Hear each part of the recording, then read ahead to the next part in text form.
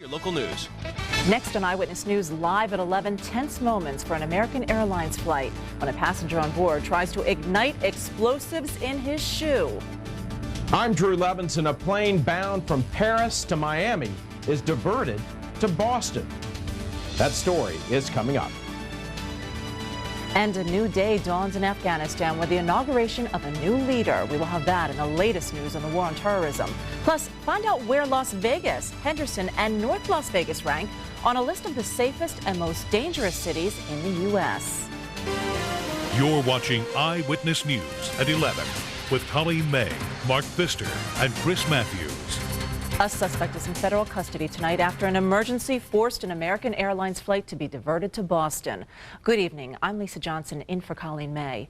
American Airlines Flight 63 was flying from Paris to Miami when FBI officials say a man tried to ignite a makeshift explosive in his shoe.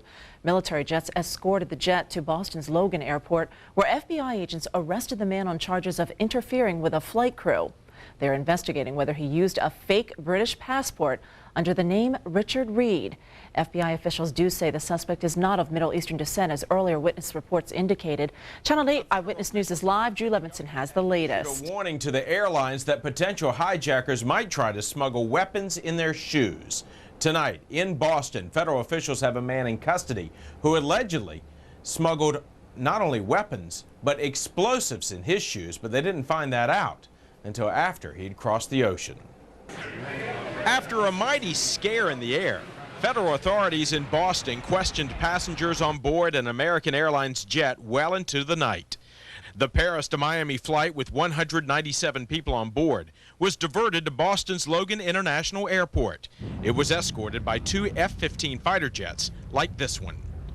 Airport authorities say flight attendants and fellow passengers subdued a man identified as Richard Reid after he lit a match and tried to light his shoe.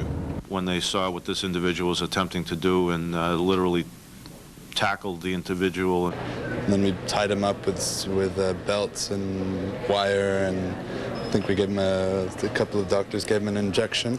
Kenton said inside that shoe there appeared to be a detonator wire and substances consistent with the explosive C4. We did an x-ray of the shoes on board, and the shoes both shoes appeared to have wires and other things contained in them.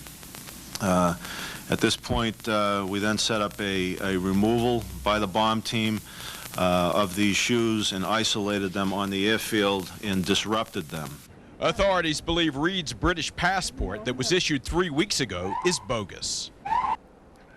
Ever since the Twin Towers tragedy here in New York, America's airlines and airports have been on high alert. And even though Reid boarded the plane in Paris, there are still going to be questions regarding how he got through the security and the metal detectors. Live in New York, I'm Drew Levinson. Now back to you. Drew, thank you very much. Very interesting. A new leader took the helm in Afghanistan today in the country's first peaceful transition of power in decades. Today, Hamid Karzai was sworn in as Afghanistan's new interim prime minister. Karzai and the new government will have their hands full in rebuilding a country left all but destitute by the Taliban. If we deliver to the Afghan people what we promised, this will be a great day. If we don't deliver, this will go into oblivion. A Pentagon team has arrived in Afghanistan to investigate yesterday's U.S. bombing of a convoy. Tribesmen say the victims were village elders on their way to attend the inauguration of the new government leadership. The U.S. military claimed they were al-Qaeda leaders who opened fire on U.S. aircraft just before they bombed the convoy. Elsewhere in the war on terrorism, the president of Pakistan said he does not believe Osama bin Laden is in his country. He also feels bin Laden was likely killed in recent U.S. bombing raids. President Bush is expected to ask Congress for $15 billion to spend on domestic security in the 2003 budget. Turning now to local news, Metro Police are investigating a possible homicide in the valley. Just before 7:30 this morning, police responded to this house on the 5200 block of West Alta. Inside, they discovered the body of a man in his 30s. Police say the man's brother found him dead inside the house and called authorities. Police are not giving out any details, but they say evidence suggests that the man was murdered. If you have any information, please call Secret Witness. Well, not the most dangerous, yet not the safest either. That's how one national publication ranks Las Vegas on its annual list of safest and most dangerous cities. Morgan Kitno, a research and publishing company, released its 8th annual list today. It listed North Las Vegas as the 79th most dangerous city in the country out of 327 major metro areas. Las Vegas ranked below that at 114. Henderson was listed as the safer city of the three. It came in at 211. Nationwide, Amherst, New York was listed as the safest city in the country. Last year, it had no murders, the lowest burglary rate, and the 5th lowest rape and assault rates in the country. On the flip side, Detroit, Michigan was named the most dangerous city for the 3rd year in a row. Well, luckily, it all ended safely, but it was scary for a while. A chlorine gas leak at a titanium manufacturing plant in Henderson caused health problems for some residents there. It happened this morning at 7:30 at the Timet plant in the northwest corner of Water Street and Lake Mead Drive. A cloud of chlorine gas leaked out of the plant and drifted west toward Green Valley. Several residents in the area reported an odor, headaches, and eye irritation. They were told to stay in their homes until the cloud of gas dissipated. Fire crews and Timet staff quickly brought the leak under control. No injuries were reported. The head of a nuclear plant that closed in Connecticut is urging a speedy decision on Yucca Mountain. The chief of the Connecticut Yankee plant urged Energy Secretary Spencer Abraham to recommend Yucca Mountain as a nuke waste dump site. He said removal of radioactive waste from the plant will reduce security concerns raised since September 11th. The General Accounting Office has recommended that the Bush administration postpone a decision on Yucca Mountain indefinitely because of several technical concerns. The Regional Transportation Commission is considering service cuts throughout the Las Vegas Valley to make up for dwindling ridership and tax subsidies. The cuts would mostly affect a few late-night or early morning routes and possibly the frequency of service on some routes. The biggest cut would come to the route along the Las Vegas Strip. The Bus Drivers Union is opposed to the proposal. The proposal is scheduled for discussion at the RTC's meeting on January 10th. Doctors said a young woman would never walk again after her accident. I feel a lot of love and support and a lot of their faith and my faith, and this has gotten me this far. Next on Channel 8 Eyewitness News, her inspiring story of courage. And a new survey shows just how not prepared baby boomers are when planning for long-term care. Plus, the Rebels were hoping to corral the Texas Longhorns in a big non-conference game. Chris Matthews will have highlights and reaction later in sports. And it looks like we're going to hang on to some of those clouds for your Saturday night and even on into your Sunday. As we go to break, well, a little bit below normal for this time of year. It may take us all the way until the end of 2001 before we see those normal temperatures again. I'll have your complete forecast, including, of course, your Christmas forecast coming up in a few minutes.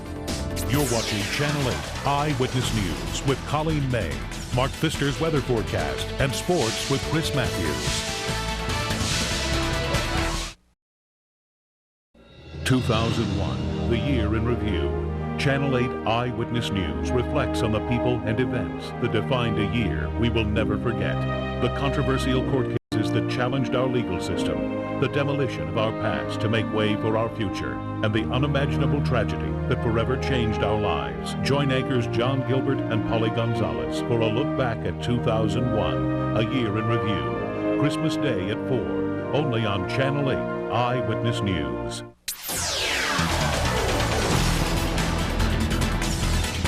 Just last September, Sarah Worthen was a normal teenager who loved sports and rock climbing.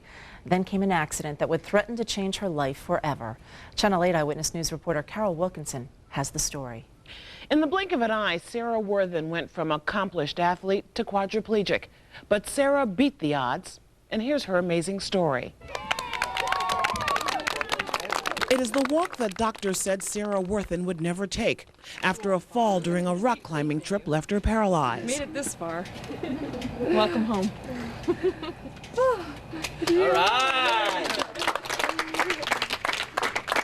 After enduring 2 operations and nearly 3 months of grueling physical therapy, the 16-year-old returned home to the cheers of friends and family. I feel a lot of love and support and a lot of their faith and my faith, and this has gotten me this far. The photographs show just how far she has come. To be able to actually see her walk is just really a great great emotional thing. The girl who excelled in cross-country swimming and soccer suffered a severe spinal cord injury during a rock climbing trip in September. Doctors held out little hope, but Sarah was determined to prove them wrong. I know that she wants to go all the way, and she always has all her life. And I know she will this time. As the gathering of neighbors and friends watch as Sarah surmounts yet one more obstacle, the stairs at her family's house, there is the growing feeling here that all will be right again. Sarah has shown that she is a fighter and a winner, both in sports and in life. She had a special blessing at the very beginning, and I knew that that prayer would be answered for her. Sarah says she probably won't return to school full-time until next year, and she says after graduation, she hopes to help kids with special needs. Back to you. All right, thanks, Carol. Sarah also told us that she will still have to continue physical therapy on an outpatient basis 5 days a week, 3 hours a day. Very inspirational. Well, you spend years planning for your golden years, including the possibility you or a loved one may need long-term care in the future. But a new AARP survey shows most Americans are ill-informed about the true cost of long-term care. It showed only 15% knew exactly how much nursing home care actually cost. Only 1 in 4 knew the cost of assisted living. Most of those surveyed did not know how much an in-home visit from a nurse or aide cost. The study tells us people don't know, and people who don't know don't plan. And people who enter the long-term care system without a plan sometimes have to pick from services that are available rather than those that are the most preferable or even the most suitable. AARP plans to use the study to teach members and the general public about long-term care cost for seniors and their families. If you're like many holiday procrastinators, you still have to tackle the tall task of last-minute Christmas shopping. We have to go to Toys R Us now, so I've got some more stuff to shop for. Next on Channel 8 Eyewitness News, a look at the last-minute rush. And you may want to get your jacket sent before you go shopping on Sunday. Sherry will have your Christmas forecast just ahead. Stay with us. Today, the Saturday before Christmas, is the busiest shopping day of the year. And as expected, last-minute shoppers poured into Valley stores to buy their presents. Channel 8 Eyewitness News reporter Yetta Gibson has more. Okay, have a Merry Christmas. It's the last weekend before Christmas, but it's the first day of shopping for Rosalind Jackson and her long list of Christmas gifts. Yes, I love last-minute Christmas shopping. I don't know. I love the holidays, so it's, I don't know, it's always fun to me.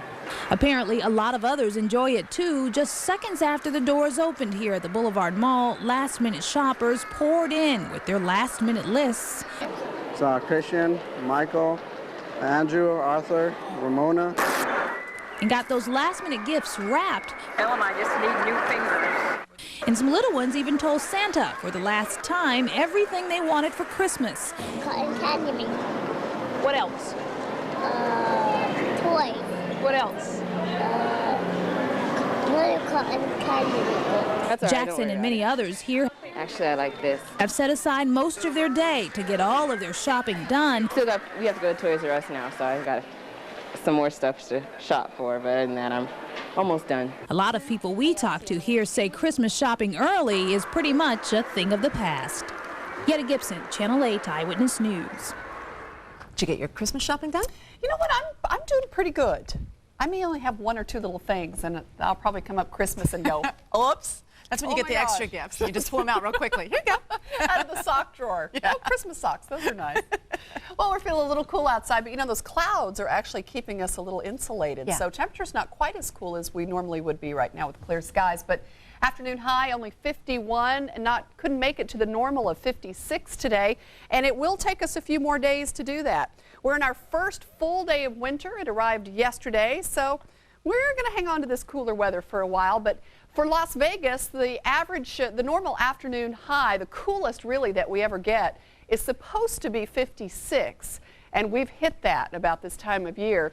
But again, couldn't quite make it there today. The clouds kind of came in and squelched that sunshine. So we topped out at about 51. Same as the zoo on North Rancho. Summerlin made it to 55, as well as the east side of town. Northeast side of town, Helen Her Elementary School, East Cary, east of Nellis, 58, 55 in downtown Henderson, almost 60 degrees on the far south end of town, 69 in Laughlin. That was a nice afternoon. 56 up in Overton, 60 out at the lake. and a chilly 35 at Mount Charleston. Now around the valley, well, we're pretty much hanging on to some 40s, but we are starting to see some upper 30s in Green Valley, south end of town, the southwest corner of town over to Summerlin and far north Las Vegas. 41 right now in Boulder City. Some cool 30s up around Overton, Mesquite checking in at 37. It's 27 up at Pioche in eastern Lincoln County. That's at about 6,000 feet, so they're definitely a little higher, cooler than us. 39 in both Pahrump and Sandy Valley at this hour. Clouds coming in from California. California always gets the big stuff. They got this one too. Plenty of heavy rain over northern California, and then it turns to snow once it hits the crest of the Sierra and works its way into northern Nevada, where we're still seeing snow showers at this hour. The winter storm warnings have been allowed to expire because the heavy snow has tapered off, but they're still looking for maybe another 3 to 6 inches above 7,000 feet, which means they'll wind up with probably about another foot of snow from this system, which is fantastic for the snowpack because that just means lots and lots of water for next year for the state of California. 43 right now at the airport, 7 at the Grand Canyon, 18 in Cedar City. Check out Denver, cold in the Rockies. It's 15. Salt Lake City is only 9 degrees right now, so lots of cold air still in place over the Intermountain West. Now this low right here is coming in right around the California-Oregon border. It's going to slide right through central Nevada by tomorrow and into northwest Arizona. We'll get extra clouds tomorrow and might even get a sprinkle out of it. The next systems, although they look pretty ominous, are scheduled to go right up to the north of us. So looks like we'll have actually a very nice Christmas. Cloudy skies with a morning low of about 38, and then we'll top out somewhere again in those low 50s officially. But look at the northern tier of the U.S. behind that cold front, awfully cold, 20s over the northern plains if you're traveling. Mostly cloudy for our Sunday, and again, a possible sprinkle from those clouds. Don't be surprised if we have a little extra moisture coming through. Now, Christmas Eve looks okay, still a little below normal, but we're getting more sunshine. After Christmas Day, we're back to some mid to upper 50s to finish off the year just about, so that looks good. Yeah, you gave Chris a jolt, though. What did I say? 9 degrees, Salt Lake City's heading there tomorrow for Christmas. Bundle up, Chris. Wow, I don't have a winter coat either. This is it. Keep us warm with the sports. Oh, let's talk about that. Hey, the running Rebels had to turn it up a notch, had to heat up to play Texas, the Longhorns. A wild second half had the fans sitting on pins and needles. Highlights and reaction, plus some NFL action. Patriots marching to their own beat. Sports is next here on Channel 8. 8 on your side, Monday. They say they work it like that over the phone all the time. I'm Eyewitness News consumer editor Michael Gieser. We'll tell you the story of one family who watched the sale of their home fall through, then got more bad news. They didn't have any power. I never requested my power to be turned off, so she said, but I'm just like everybody else out there, and my power will be turned on when they get to me. 8 on your side, Monday at 6, only on Channel 8 Eyewitness News. This Christmas will be a difficult one for some families in southern Nevada. September 11th hit everyone here, and we're still feeling the effects. You can help. Our companies want to bring Christmas to families in need. You know, presents under the tree, dinner, all the fixins. If you or your business would like to make the holidays brighter for a family in southern Nevada, call 892-2372. They're our customers, but they're also our friends and neighbors. Thank you from Channel 8, Comp 92.3, and the United Way in the spirit of Christmas. Well, UNLV played its toughest non-conference game to date, Game 1 of the Las Vegas Showdown. The home team Rebels facing the Texas Longhorns. Get ready for the fireworks, but you'll have to wait. Call it jitters, nerves. UNLV shot 29% in that first half, and when Chris Owens at the other end scores a layup, UNLV trailing by 18. Rebels trailed 36-21 at the half. Second half, trailing by 17. Rebs come to life. The monster alley-oop dunk by Chris Richardson. They fought all the way back. Marcus Banks strong inside, 2 of his game-high 26. Lou Kelly from the outside finished with 22. When Dalron Johnson scores the layup, Rebels within 1 point. UNLV and Texas fought to the end, but the Longhorns go on a late 9-2 run, hit free throws to win it, 87-78. You know, we gave up a lot of baskets that we shouldn't have, second chance shots, you know. The team, they were a good team, you know, but You know, I feel we could have beat them. You know, they came away with the victory tonight. You know, that's something we got to deal with. We didn't give up until the end. You know, we're not going to look back at this because we all played hard, so there's not going to be no regrets down the line. They had a very good team. They played hard, they played together, and they came out with a very good win here at home where we're undefeated. Hopefully we'll get the wins the rest of the season. If we don't dig ourselves in those big holes, you know, we can compete with anybody. Crowd was great. Reaction was great. We didn't give them anything to cheer about the first half. I mean, you'd have to be a pretty good actor to cheer that first half performance. So. All right, the nightcap for the Las Vegas Showdown. 13th ranked Stanford sweating bullets against BYU. Cardinal on the ropes late in the game. Eric Nielsen gives BYU a 9-point lead. Seconds to play. Stanford cuts that lead to 3, but the Cougars hit free throws late, and they upset Stanford 81-76. Championship game of the Las Vegas Invitational. Purdue battling 25th ranked Cincinnati at Valley High. Bearcat Steve Logan was in the group, scored 29, part of a 16-2 run. Purdue's Gene Cady takes it on the chin since he wins it 79-62. Saturday football, New England got whacked 30-10 earlier this year by Miami, so it was payback time. New England, last game played at the stadium there in Foxborough. Lots of history. Who can forget that snow day? It was around Christmas time. Beautiful weather, though, today. Dolphin-like weather, but Miami played like a fish out of water. Costly, untimely turnovers hurt them. This fumble leads to a little trickery. Quarterback Tom Brady is in the shotgun. He's now eligible, and so, hey, why not go to him? The pass to Brady, 24-yarder, sets up a Patriot touchdown in the second. The give to Antoine Smith. First half, 118 yards and that touchdown. Later in the first half, New England once again. This time, Brady to Patrick Pass. He's got some wheels. He's going to get a touchdown. 23 yards out, he scores. We mentioned costly Miami turnovers. Here comes the biggie right here with lots of time left. Lamar Smith coughs up the ball at the goal line. Oh, give him a shower. Give him a shower. New England wins it 20-13. Patriots have now won 5 in a row and are looking toward the playoffs. The City by the Bay enjoying some afternoon football. Niners hosting the Eagles, scoreless first. David Akers nails his, 17th straight field goal. Wow. But some in the fans aren't too impressed. They will be by this, though. A goal line stand. Eagles had 4 chances to take the lead from inside the 2. They get nothing. In fact, McNabb throws the pick in the end zone. Hey, that's one to save. Keep it. So the score stands 6-3, but here come the Niners. Touchdowns a premium. 3rd and 10. Garcia lets it fly. Terrell Owens gets behind the defense. San Francisco wins this one 13-3. So the Niners keep the Eagles out of the end zone with their 10-point win. In the evening game, it was a playoff-bound Oakland Raiders losing to Tennessee 13-10. Not a lot of offense today.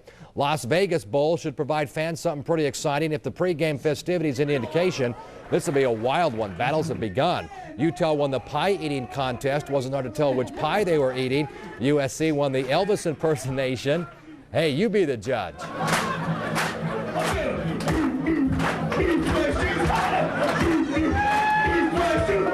It's wonderful to be here in this city that has so much fun. Everything about it is fun, and the football game I hope will be a great match, and also we will certainly enjoy ourselves in and around it. We're looking forward to playing a fine team like Southern California, and so hey, we're just excited to be here and play. Utah hopes to figure out that Trojan puzzle. They practiced near Sam Boyd today on those fields. Practice went well. They're just glad to be out of that snow in Utah. USC using UNLV's practice facility on the campus there. Each team will practice one more time tomorrow. Hey, here's what the players had. They had 300 pounds of ribs. They ate that. They ate 250 pounds of chicken wings and 250 pounds of chicken tenders today over there at ESPN. So there's no more food for us. We want to go there tonight. Look like fun, though. All right, well, thanks for joining Channel 8 Eyewitness News this evening. Have a great night, everyone.